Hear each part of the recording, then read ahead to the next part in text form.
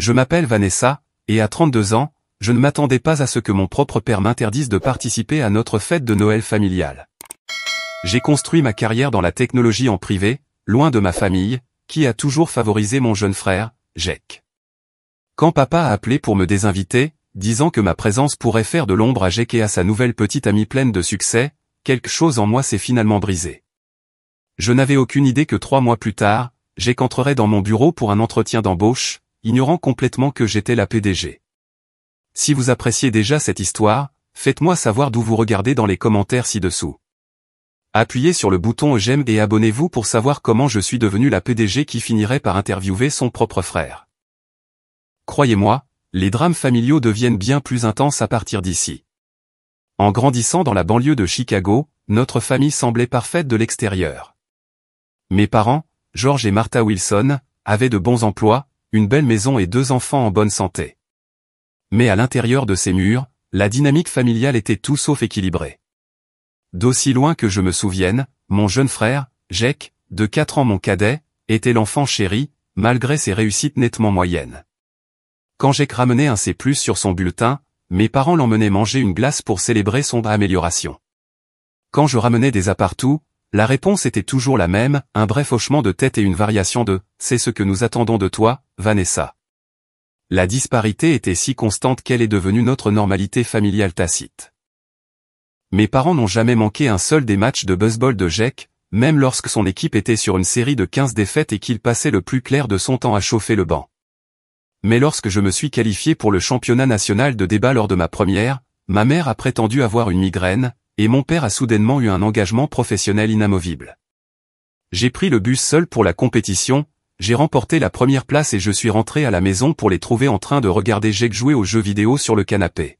« Ton frère a plus besoin de soutien que toi », disait mon père chaque fois que j'exprimais ma déception. « Tu es si indépendante, Vanessa.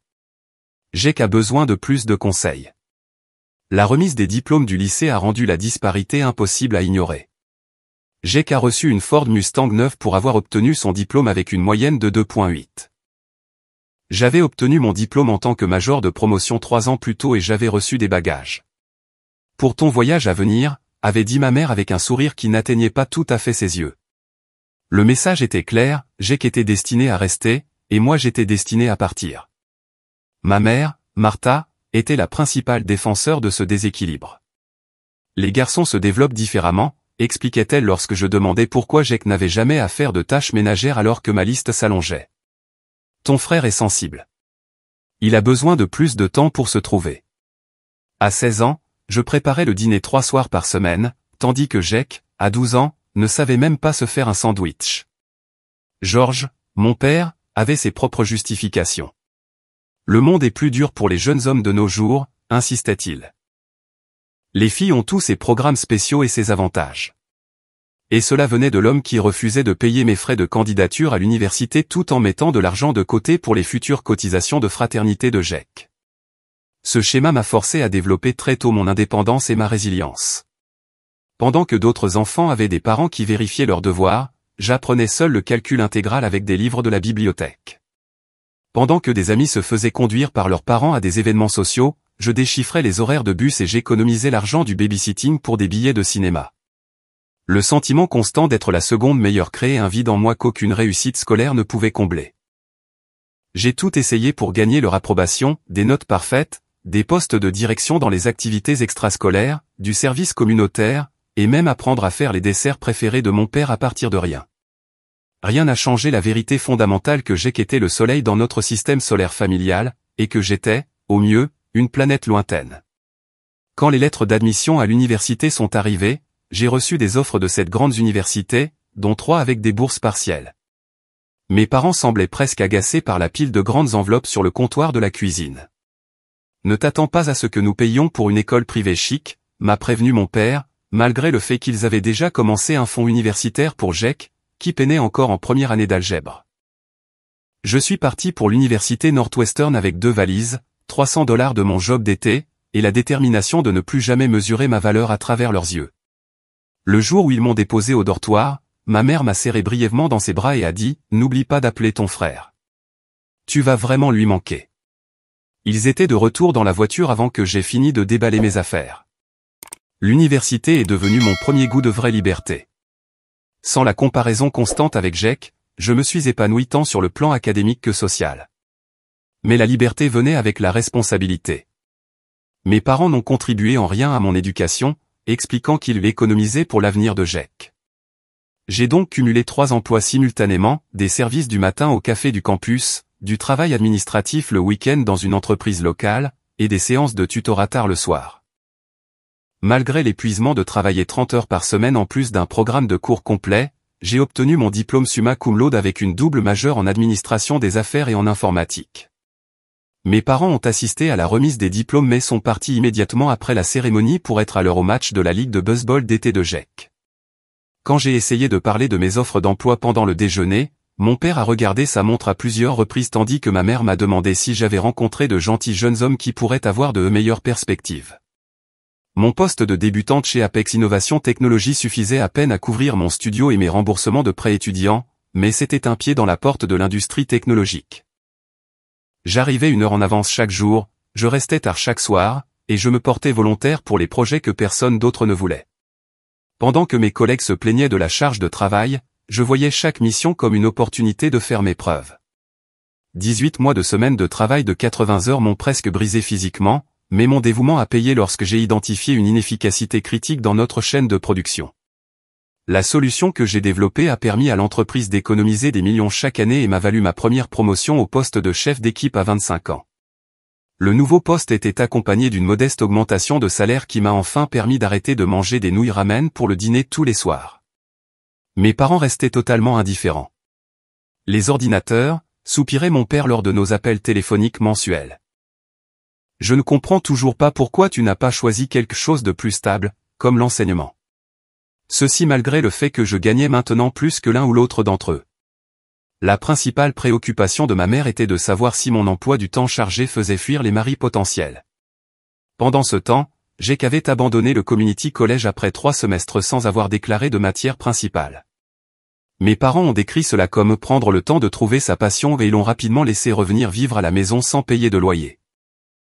Il a enchaîné les emplois à un rythme alarmant, vente au détail, livraison de nourriture, vente de téléphones portables, chacun durant quelques mois avant qu'il ne démissionne ou ne soit licencié pour retard. Quand Apex a lancé une plateforme logicielle révolutionnaire que j'avais aidé à développer, ma promotion au poste de directrice du développement de produits a suivi naturellement. À 27 ans, j'étais la plus jeune directrice de l'histoire de l'entreprise, gérant une équipe de 30 développeurs et un budget de plusieurs millions de dollars. J'ai acheté mon premier appartement, un modeste 2 pièces qui me semblait néanmoins un palace après des années d'appartement en location avec une plomberie douteuse. Lors d'un appel familial du dimanche, j'ai essayé de partager mon enthousiasme pour la promotion. Ma mère m'a interrompu avec « C'est bien, ma chérie, mais as-tu entendu que Jack pense à retourner à l'école ? Peut-être en commerce, comme toi. Il a toujours été si doué avec les gens. » Le reste de l'appel a été consacré au potentiel de Jack et à la façon dont il recherchait des bourses pour lui. J'ai arrêté de mentionner ma carrière après ça. L'année suivante, j'ai été approché par un chasseur de tête représentant Zenith Enterprises, le plus grand concurrent d'Apex. Ils m'ont offert un poste de vice-présidente avec un salaire qui m'a fait m'étouffer avec mon café quand j'ai entendu le chiffre, plus des options sur actions qui pourraient valoir des millions si l'entreprise poursuivait sa trajectoire de croissance. Après mûre réflexion et négociation, j'ai accepté le poste. Mon nouveau rôle s'accompagnait d'une immense responsabilité et d'une grande pression, mais aussi des ressources pour vraiment innover. Sous ma direction, notre division a développé des technologies qui ont positionné Zenith à l'avant-garde de l'industrie. Lorsque Zenith a fusionné avec le géant mondial de la technologie Nexus Systems, créant l'une des plus grandes entreprises technologiques du monde, le conseil d'administration a commencé à chercher un PDG capable de naviguer dans l'intégration complexe des entreprises. À mon grand choc, j'ai été présélectionné aux côtés de candidats externes ayant des décennies d'expérience de plus. Le processus d'entretien a été brutal, 7 tours avec des membres du conseil d'administration, des investisseurs et des équipes de direction des 2 entreprises. Je me suis préparé pendant des semaines, développant une vision complète pour l'avenir de l'entreprise fusionnée qui abordait tout, de l'intégration technique à l'alignement culturel. Lorsque le président du conseil d'administration m'a appelé pour m'offrir le poste, j'avais 30 ans et j'étais momentanément sans voix. Le salaire, les bonus et les options sur actions changeaient la vie. Mais plus significatif encore était le vote de confiance de personnes que je respectais profondément. Ce soir-là, seul dans mon appartement, je me suis enfin autorisé à ressentir la fierté que j'avais réprimée pendant des années. J'ai appelé mes parents ce week-end-là pour partager la nouvelle. PDG de toute une entreprise, a demandé mon père, semblant sincèrement confus. C'est une start-up ou quelque chose comme ça? Quand j'ai expliqué la taille et l'envergure de la société, il y a eu une longue pause avant que ma mère ne dise « Eh bien, ça a l'air très exigeant. Auras-tu le temps de sortir avec des gens ?» La conversation s'est rapidement tournée vers la nouvelle entreprise de Jake. Il suivait des cours pour devenir agent immobilier. Il se trouve vraiment maintenant, s'est extasié ma mère. Il a un charisme si naturel. Les gens l'adorent. Après cet appel, j'ai pris la décision consciente de préserver la confidentialité de ma vie professionnelle. C'était plus simple que de faire face à leur dédain ou, potentiellement pire, à leur intérêt soudain s'ils réalisaient les implications financières de mon poste. J'ai commencé à décliner leurs invitations pour des visites le week-end, prétextant des engagements professionnels. Notre contact s'est réduit à des appels mensuels que je programmais entre les réunions. Pendant ce temps, j'ai construit ce que je considérais comme ma famille choisie, des amis proches qui célébraient mes succès sans ressentiment, des collègues qui me mettaient au défi et me respectaient, et finalement, un petit cercle d'autres femmes cadres qui comprenaient les pressions uniques auxquelles j'étais confronté. C'étaient des gens qui me voyaient clairement et m'appréciaient pour ce que j'étais exactement, pas pour ce qu'ils avaient besoin que je sois. J'ai établi une routine confortable, un travail immersif et stimulant pendant la semaine et des week-ends relaxants remplis d'amis, de cours de fitness et de rendez-vous occasionnels, bien que rien de sérieux ne se soit développé sur le plan romantique.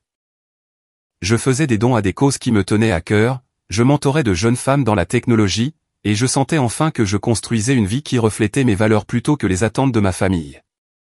Décembre avait toujours été compliqué. Chaque année, mes parents organisaient une réunion de Noël dans leur maison de banlieue, une tradition qui remontait à mon enfance.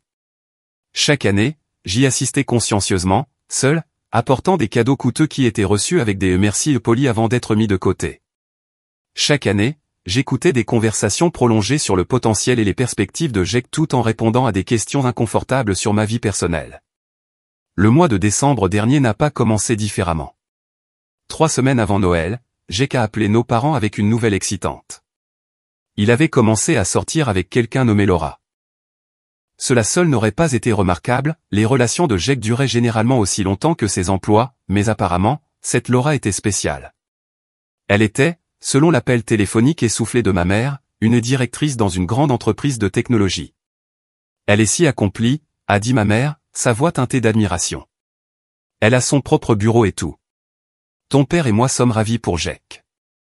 C'est super, ai-je répondu automatiquement, ajoutant un autre document à ma file d'attente de révision tout en équilibrant le téléphone entre mon oreille et mon épaule. J'ai hâte de la rencontrer à Noël. Laura pourrait être exactement ce dont Jake a besoin pour enfin trouver sa voie, a poursuivi ma mère. Elle semble très organisée et motivée. Ses qualités pourraient déteindre sur lui. J'ai fait des bruits d'approbation appropriés tout en validant les projections trimestrielles qui détermineraient les bonus de 2000 employés. Ma mère n'a pas posé une seule question sur mon travail ou ma vie avant de terminer l'appel. À l'approche des fêtes, j'ai pris mes 2 jours de congé habituels, le minimum que je pouvais prendre sans causer de perturbations majeures au projet en cours. J'ai acheté des cadeaux attentionnés, une édition de collection des œuvres de l'auteur préféré de mon père, un pull en cachemire pour ma mère, et pour Jake, la dernière console de jeu dont il parlait depuis des mois. J'ai réservé mon vol, arrangé une voiture de location, et me suis préparé mentalement au mélange habituel de nostalgie et d'inconfort qui caractérisait les réunions de famille. Une semaine avant Noël, mon père a appelé. C'était assez inhabituel pour que je sorte d'une réunion budgétaire pour prendre l'appel. Sa voix semblait tendue. « Vanessa, nous devons parler de Noël cette année », a-t-il commencé maladroitement. Il y a eu un léger changement de plan. « Est-ce que tout le monde va bien ?» ai-je demandé immédiatement, inquiète. « Est-ce que maman est malade ?» Non, non, rien de tout ça, m'a-t-il assuré rapidement. C'est juste que, eh bien, j'ai qu'amène Laura, et elle travaille dans une entreprise de technologie dans la direction, apparemment. J'ai attendu qu'il continue, ne sachant pas ce que cela avait à voir avec moi. Ta mère et moi pensions, a-t-il dit après une pause inconfortable, qu'il serait peut-être mieux que tu viennes pour le nouvel an au lieu de Noël cette année. La porte de la salle de conférence s'est ouverte derrière moi, et mon assistante a fait un geste concernant la réunion qui attendait. J'ai levé un doigt, essayant de comprendre ce que mon père disait. « Vous me désinvitez de Noël ?» ai-je demandé, gardant ma voix égale. « Pas désinvité ?» a-t-il corrigé à la hâte. « Juste reporter. Nous pensons que ce pourrait être un peu gênant, tu sais, avec ce que tu fais dans la vie et tout. » Laura est apparemment très fière de son poste, et nous ne voudrions pas qu'elle se sente intimidée. Avant que je puisse répondre, j'ai entendu la voix de ma mère en arrière-plan, puis le son étouffé du téléphone changeant de main.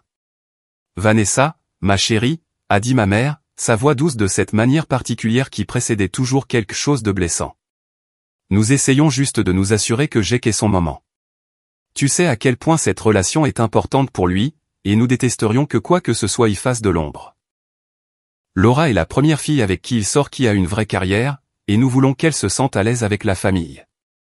Et ma présence la mettrait mal à l'aise, ai-je clarifié, sentant un froid se répandre dans ma poitrine. Eh bien, tu peux être un peu intense à propos de ton travail, a dit ma mère délicatement. Et tu sais comment Jake devient quand il se sent comparé à toi. Nous voulons juste que tout soit parfait pour lui. Tu comprends, n'est-ce pas? Tu peux toujours venir pour le brunch du Nouvel An. Je me suis retrouvé à accepter d'un air absent, terminant l'appel avec des politesses mécaniques. Je suis retourné à ma réunion, souriant rigidement tout en guidant la discussion sur l'allocation des ressources sur 3 continents. Seule mon assistante de direction a remarqué que quelque chose n'allait pas, plaçant silencieusement une tasse de thé à mon coude et reportant mes rendez-vous de l'après-midi sans qu'on le lui demande. Ce soir-là, l'impact total m'a frappé. Après 32 ans, rien n'avait changé.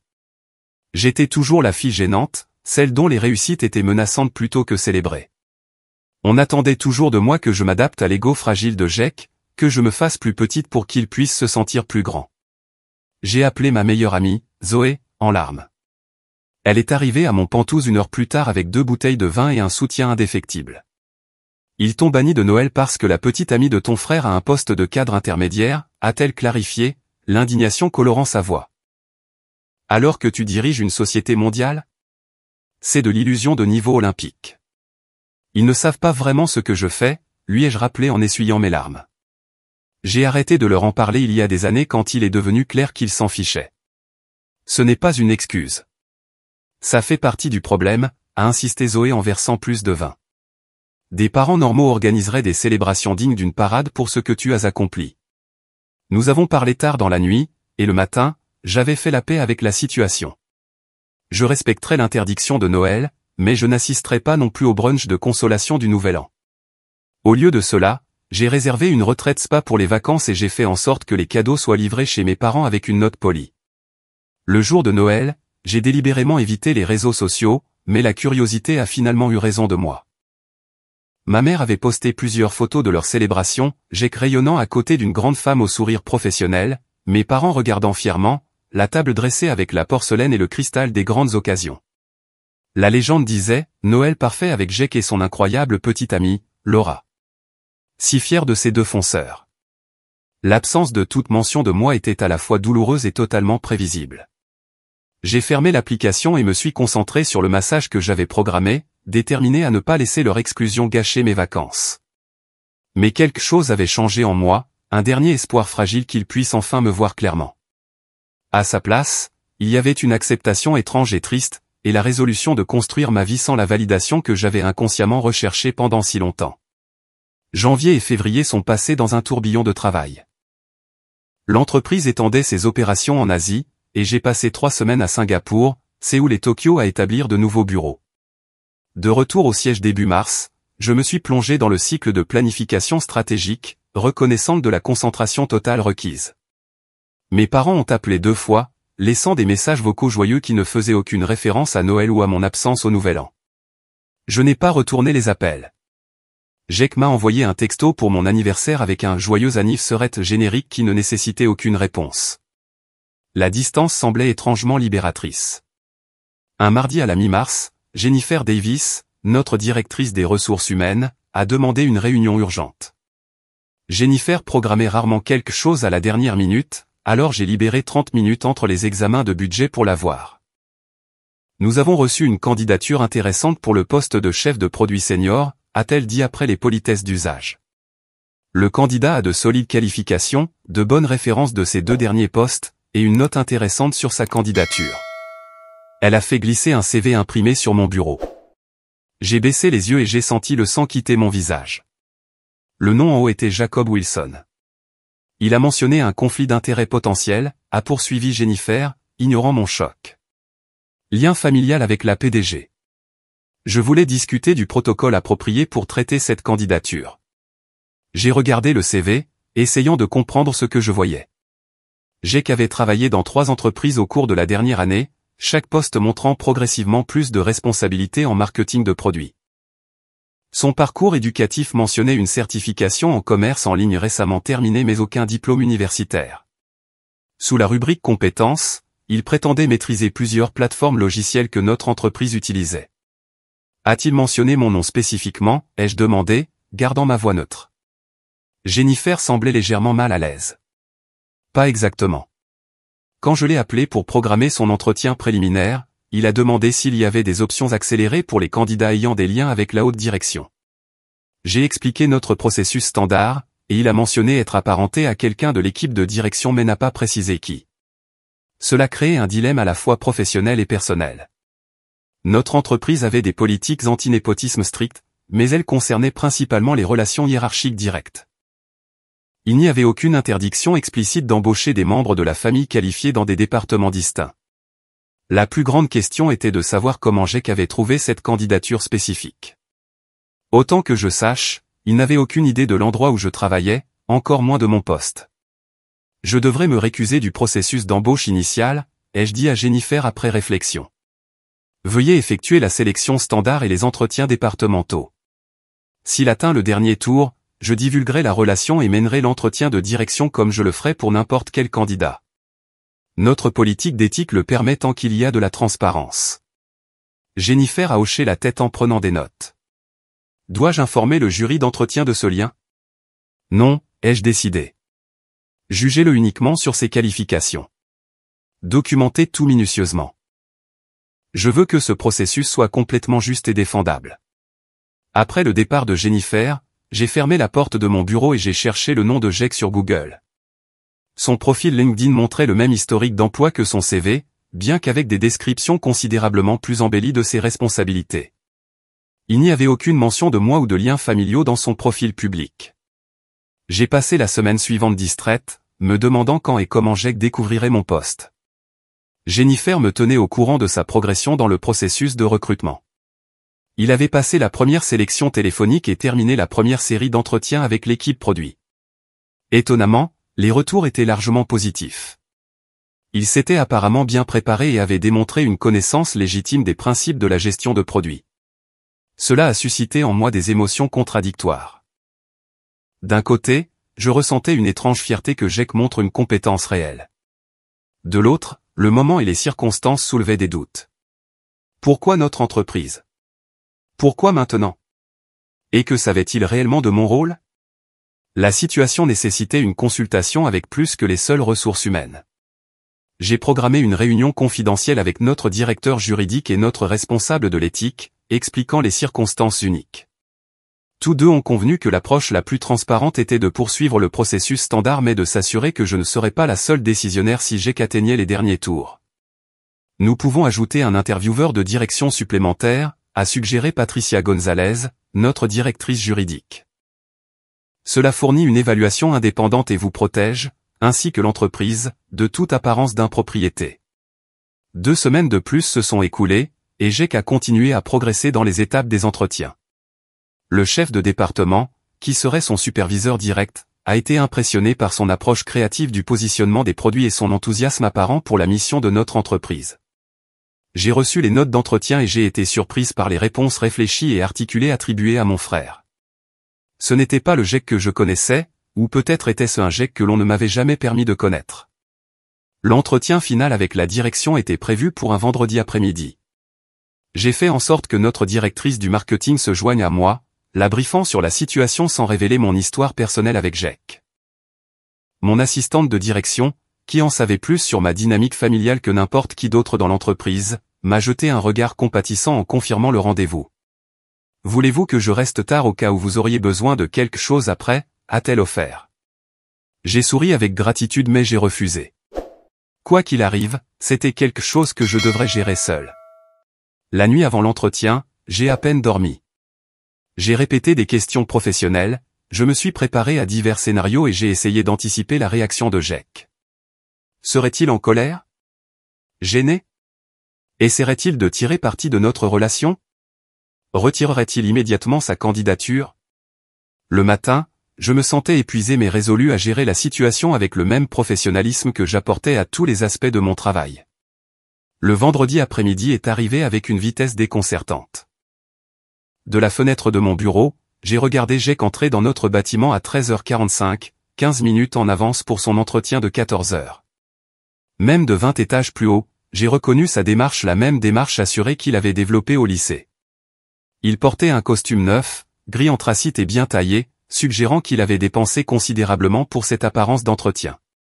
Les caméras de surveillance ont suivi sa progression à travers la sécurité, l'enregistrement des visiteurs et son escorte jusqu'au 18e étage où les discussions préliminaires auraient lieu. J'ai reçu des mises à jour par SMS des chefs de département qui l'ont rencontré. Les conversations se passaient bien. Ils posaient des questions intelligentes sur la structure de l'équipe et la méthodologie de développement. Ils semblaient sincèrement enthousiasmés par la mission de l'entreprise. À 15h30, mon téléphone a vibré avec un message de Jennifer, entretien final dans la salle du conseil d'administration dans 15 minutes. La directrice du marketing est déjà là.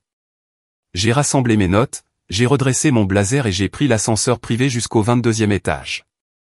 Notre directrice du marketing, Diane Reeves, examinait le CV de Jack quand je suis entré dans la salle du conseil. Son parcours est un peu non traditionnel, a-t-elle commenté. Mais ses idées sur le secteur de l'électronique grand public sont étonnamment innovantes. Je suis curieuse de voir comment il gère les questions stratégiques. J'ai hoché la tête, prenant place en bout de table, le dos aux fenêtres panoramiques qui offraient une vue sur la ville. Diane s'est positionnée à ma droite, et nous avons disposé le matériel d'entretien entre nous.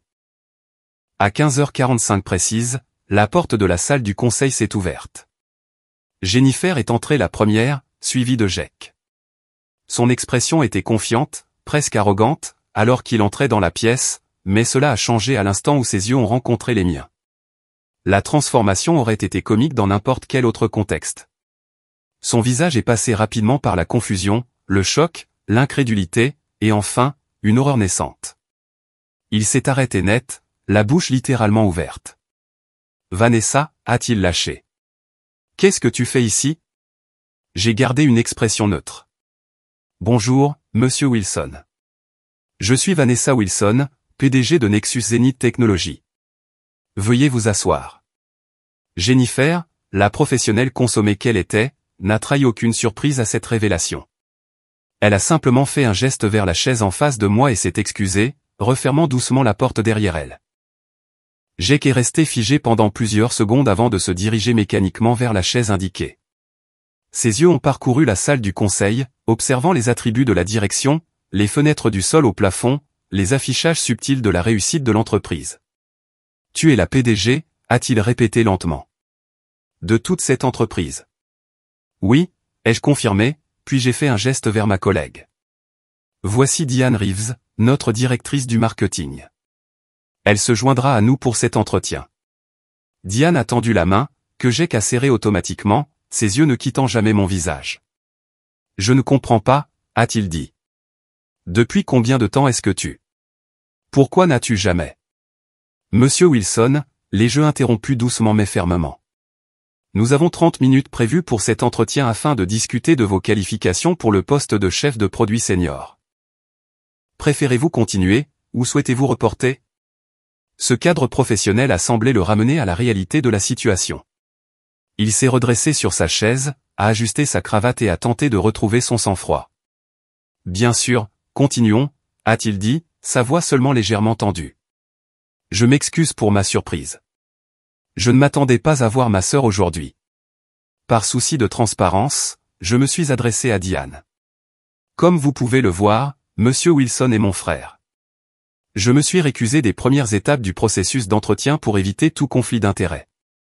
Cependant, la politique de l'entreprise exige l'approbation du PDG pour tous les postes de direction. Diane a hoché la tête. Merci de clarifier. Monsieur Wilson, commençons par votre intérêt pour ce poste, si vous le voulez bien.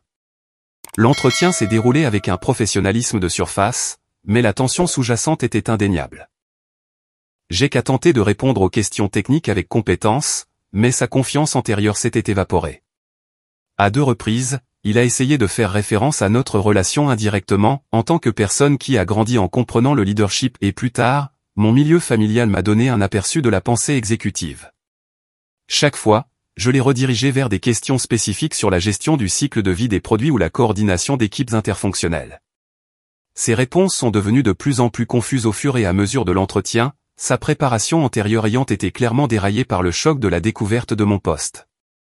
Lorsque nous sommes arrivés à la partie de l'étude de cas, où les candidats devaient analyser un scénario de lancement de produits hypothétiques, Jake a visiblement peiné.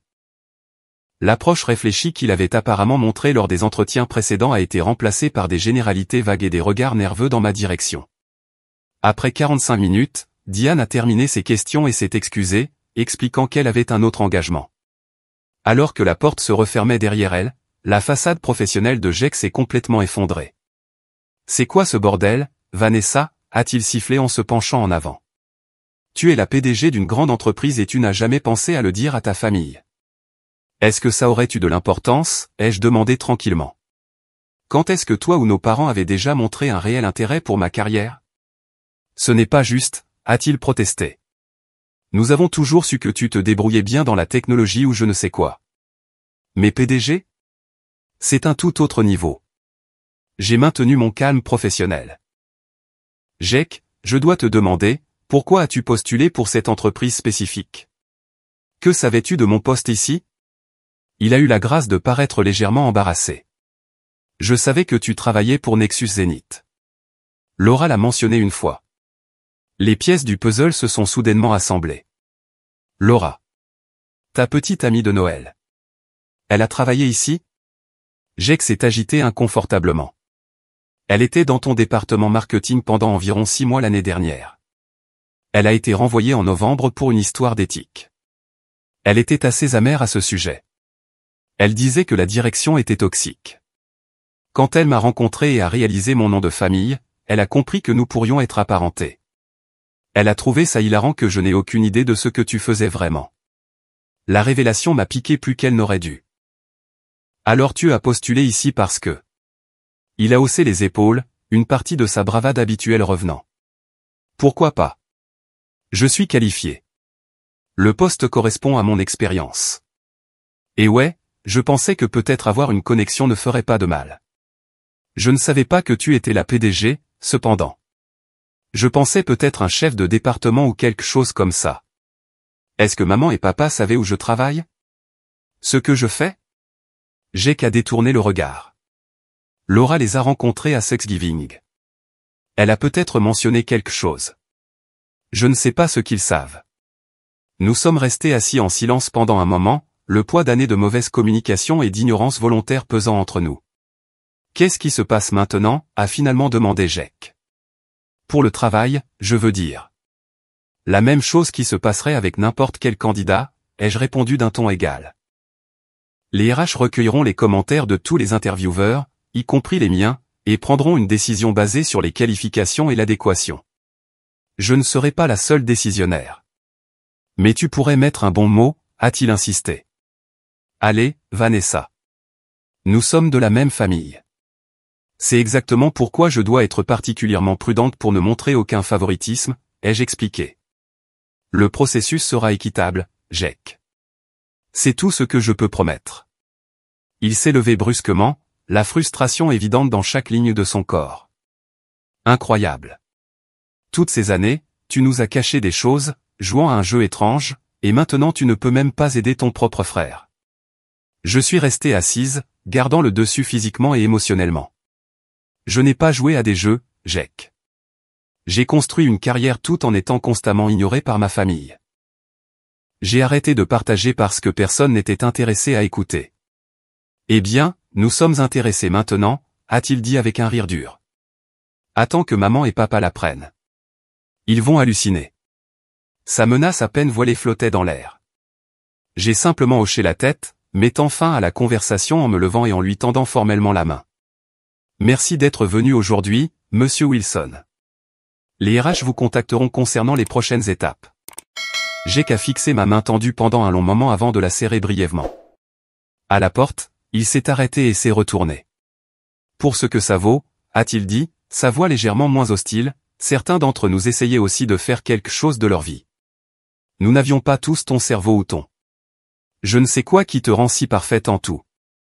Avant que je puisse répondre, il était parti. Je suis retourné à mon bureau, j'ai fermé la porte et je me suis accordé exactement 5 minutes pour digérer la rencontre.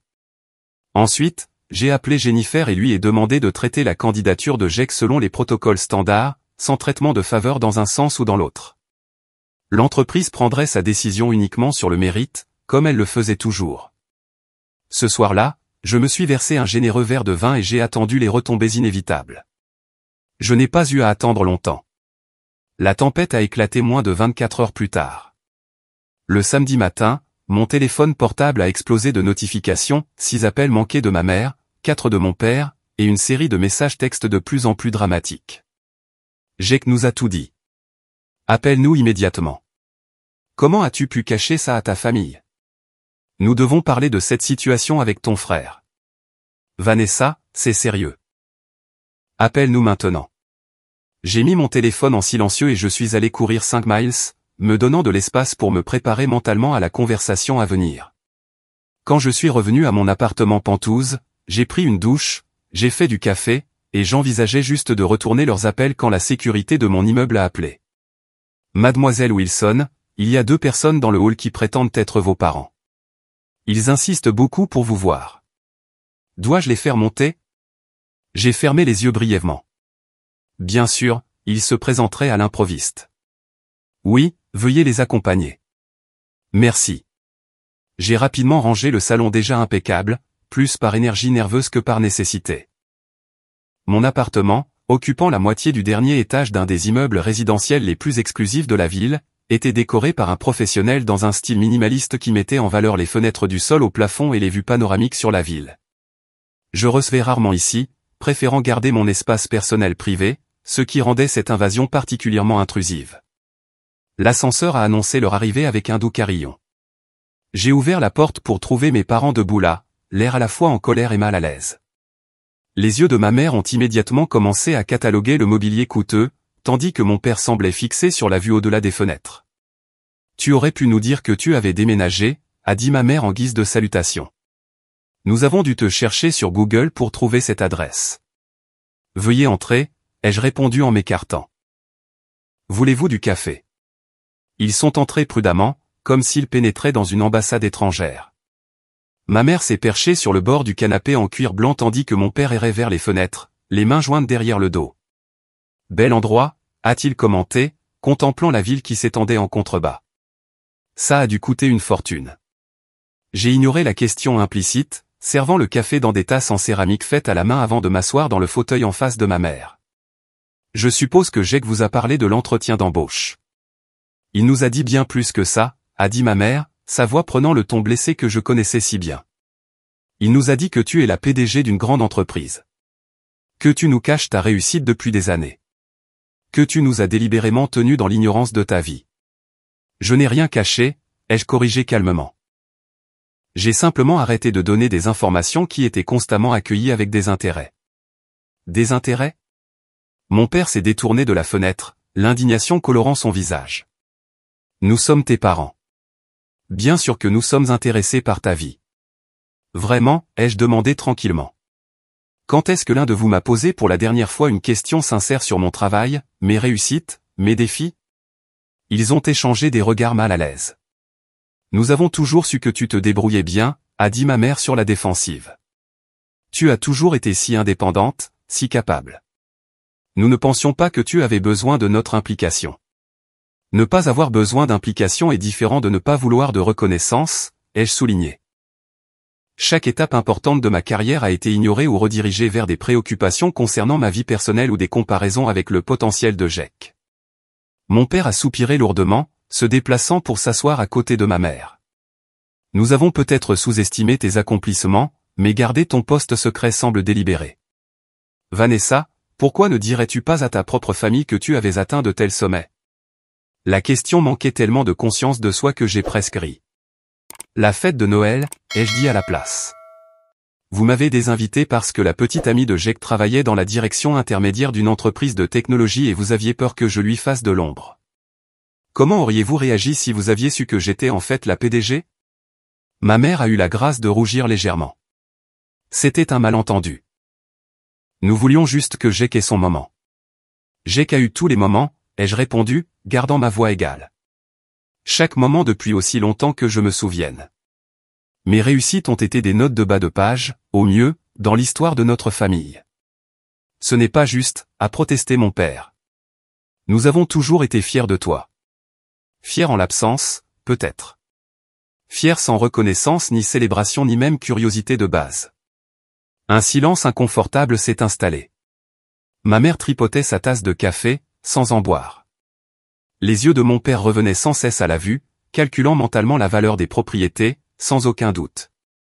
Eh bien, a finalement dit ma mère avec une gaieté forcée, l'important est que nous le sachions maintenant, et nous sommes très, très fiers. Extrêmement fiers. Notre fille, une PDG. C'est remarquable. Vraiment impressionnant. Mon père a acquiescé, son ton changeant pour quelque chose qui a déclenché des signaux d'alarme dans mon esprit. Tu dois très bien t'en sortir financièrement. Et voilà, la vraie raison de leur intérêt soudain. J'ai attendu, ne disant rien. J'ai qu'à mentionner que tu vis dans le Penthouse, a poursuivi ma mère en regardant autour d'elle. Tout cet étage? La moitié, ai-je corrigé. L'autre côté est une unité séparée. Mon père s'est éclairci la gorge. En parlant de Jack, nous espérions que tu pourrais reconsidérer sa candidature. Il a vraiment besoin de cette opportunité, Vanessa. Les choses ont été difficiles pour lui dernièrement. Qu'est-il arrivé avec Laura, ai-je demandé, bien que je puisse le deviner. L'expression de ma mère s'est aigrie. Ils ont rompu il y a quelques semaines. Elle n'était pas faite pour lui de toute façon. Personnalité très critique. Elle nous a en fait appelés après leur rupture, a ajouté mon père avec un froncement de sourcils. Elle a essayé de nous raconter des bêtises sur le caractère de Jack. Très peu professionnel. Les pièces du puzzle continuaient de s'assembler. Laura avait apparemment essayé d'avertir mes parents à propos de Jack, tout comme elle lui avait par inadvertance révélé mon poste. Les deux révélations avaient été ignorées jusqu'à ce qu'elles deviennent utiles. Je ne peux pas discuter de la candidature de Jack, ai-je dit fermement. Notre département des ressources humaines gère toutes les décisions d'embauche conformément à la politique de l'entreprise. Mais tu as sûrement une certaine influence, a insisté ma mère. C'est ton frère. C'est exactement pourquoi je dois être particulièrement prudente pour ne montrer aucun favoritisme, ai-je répété, les mêmes mots que j'avais dit à Jack. Mon père a changé de tactique. Vanessa, nous devons être honnêtes avec toi sur quelque chose. Ta mère et moi sommes dans une situation financière un peu difficile. Ma mère lui a lancé un regard mais ne l'a pas contredit. La maison a besoin d'un nouveau toit, a-t-il poursuivi. Et les impôts fonciers ont considérablement augmenté. Nous avons dû contracter une deuxième hypothèque l'année dernière pour aider Jack avec certaines dépenses. Je vois, ai-je dit d'un ton neutre. Nous ne demanderions jamais ouvertement, s'est empressé d'ajouter ma mère. Mais puisque tu es dans une position si chanceuse maintenant, nous pensions que tu voudrais peut-être aider ta famille. Après tout, nous t'avons élevé, nous t'avons fait faire tes études. Je ne pouvais pas laisser passer ça. Vous ne m'avez pas fait faire mes études.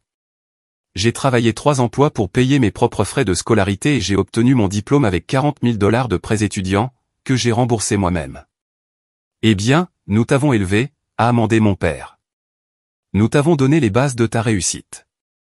Et maintenant que tu réussis si bien, il semble tout naturel que tu veuilles peut-être redonner à ceux qui ont rendu tout cela possible.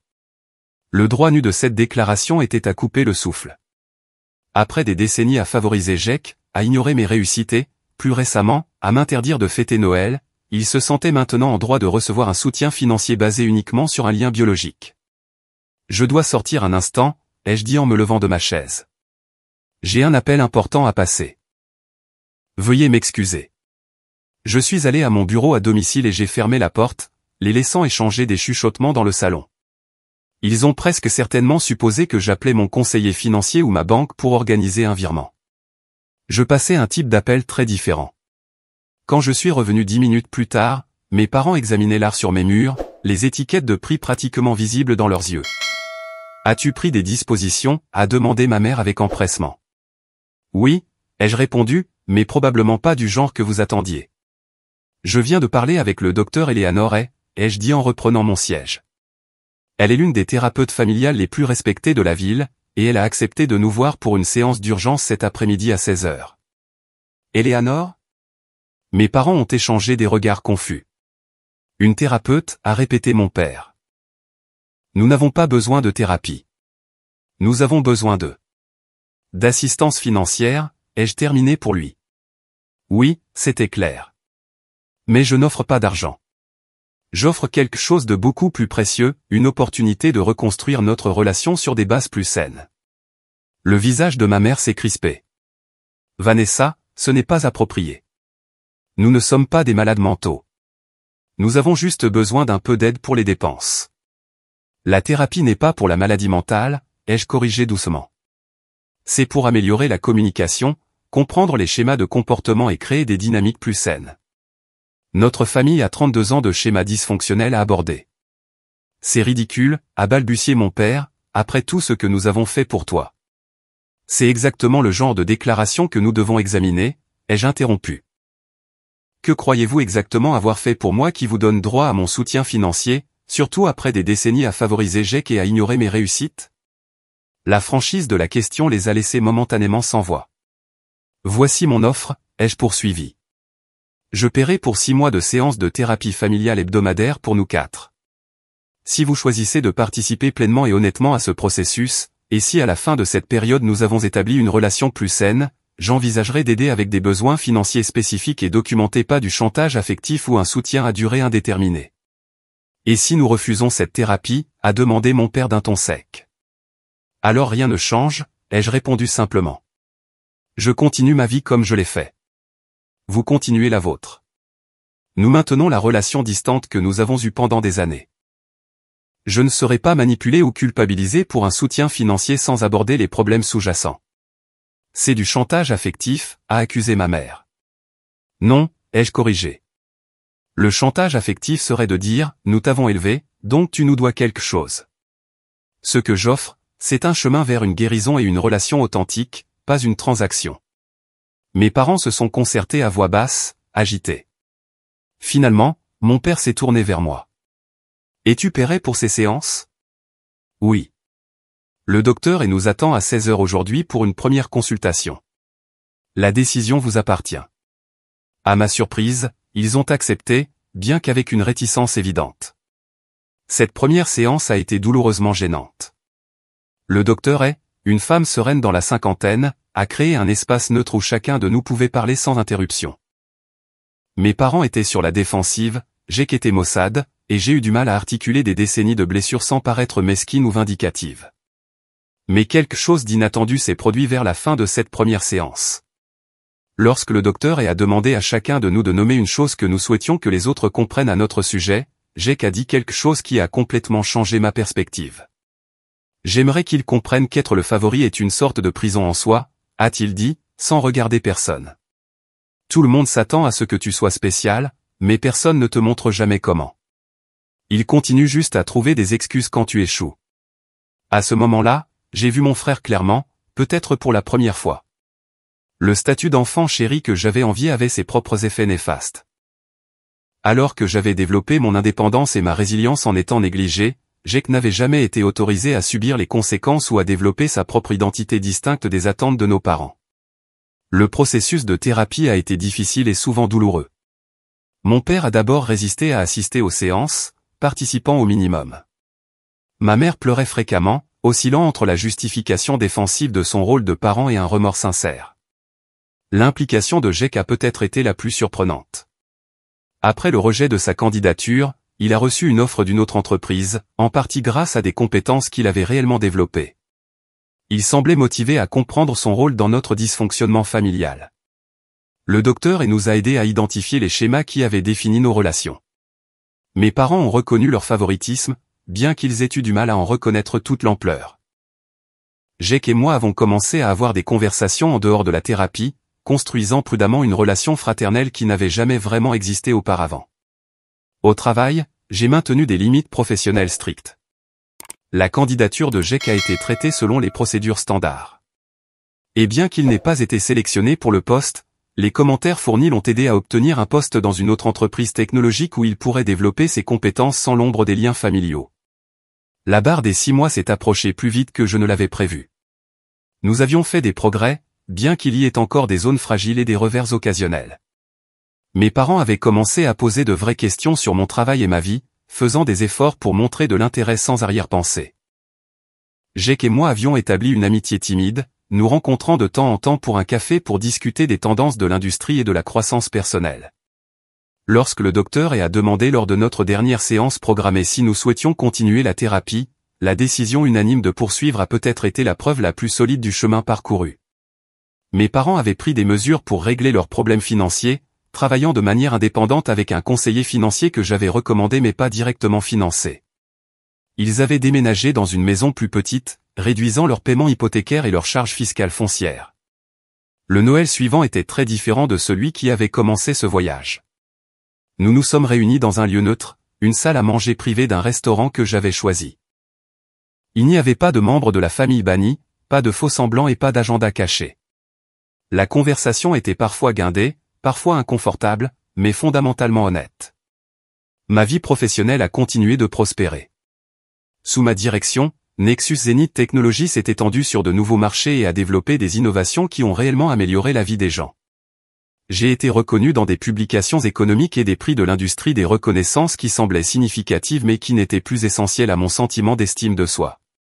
Le changement le plus profond, cependant, a été interne. Je ne mesurais plus ma valeur à travers la reconnaissance de ma famille ou son absence. J'avais appris à apprécier leurs efforts de changement tout en acceptant leurs limites. J'avais découvert que les relations familiales, comme toutes les relations, nécessitent des limites, de l'honnêteté et un respect mutuel pour être saines. Sur le plan personnel, j'ai commencé à sortir plus ouvertement, ne cherchant plus à caser des rendez-vous romantiques dans un emploi du temps de travail épuisant. J'ai cultivé des amitiés plus profondes et des liens communautaires, reconnaissant que le succès sans relation significative était finalement creux. Jake a trouvé sa propre voie, une voie adaptée à ses talents réels plutôt qu'aux attentes de nos parents. Il a découvert une véritable aptitude pour la conception de l'expérience utilisateur, un domaine où son empathie naturelle et sa créativité pouvaient briller. Nous sommes devenus des collègues professionnels dans l'industrie au sens large, nous consultant occasionnellement sur des projets ou nous référant des opportunités mutuellement. Mes parents n'ont jamais totalement compris la profondeur de leur favoritisme ou son impact, mais ils ont fait de véritables efforts pour répartir leur attention et leur affection de manière plus équitable. Ils ont commencé à célébrer mes accomplissements, bien que parfois maladroitement, et ont permis à Jake de subir les conséquences naturelles plutôt que de le sauver constamment. Le voyage n'a pas été parfait ni complet, loin de là. Nous avions encore des moments où nous retombions dans de vieux schémas, encore des conversations qui se terminaient par des sentiments blessés ou des malentendus. Mais nous avions maintenant des outils pour reconnaître ces schémas et les aborder honnêtement plutôt que de laisser le ressentiment s'envenimer. La vérité que j'ai découverte à travers ce processus était à la fois simple et profonde. L'estime de soi ne peut pas provenir de la validation externe, surtout de ceux qui sont incapables ou peu disposés à la fournir. La vraie guérison commence par accepter les gens pour ce qu'ils sont réellement, pas pour ce que nous avons besoin qu'ils soient, puis par faire des choix conscients sur le rôle qu'ils jouent dans nos vies. Je n'avais plus besoin que mes parents voient ma valeur pour la connaître moi-même. Je n'avais plus besoin que Jake échoue pour me sentir réussi. Et peut-être le plus important, je n'avais plus besoin de diminuer ma lumière pour que les autres soient à l'aise avec leurs propres ombres. Si mon histoire résonne en vous, j'aimerais connaître vos pensées dans les commentaires ci-dessous. Avez-vous déjà dû établir des limites avec des membres de votre famille qui ne pouvaient pas célébrer votre succès? Comment l'avez-vous géré? Veuillez aimer cette vidéo si vous avez trouvé de la valeur dans mon expérience. Abonnez-vous si vous voulez entendre plus d'histoires sur la façon de surmonter les dynamiques familiales, et partagez avec quelqu'un qui pourrait avoir besoin d'entendre que sa valeur n'est pas déterminée par la capacité de sa famille à la reconnaître. Merci d'avoir écouté mon parcours, et rappelez-vous que parfois la famille que nous créons à travers des liens significatifs peut être aussi importante que la famille dans laquelle nous sommes nés.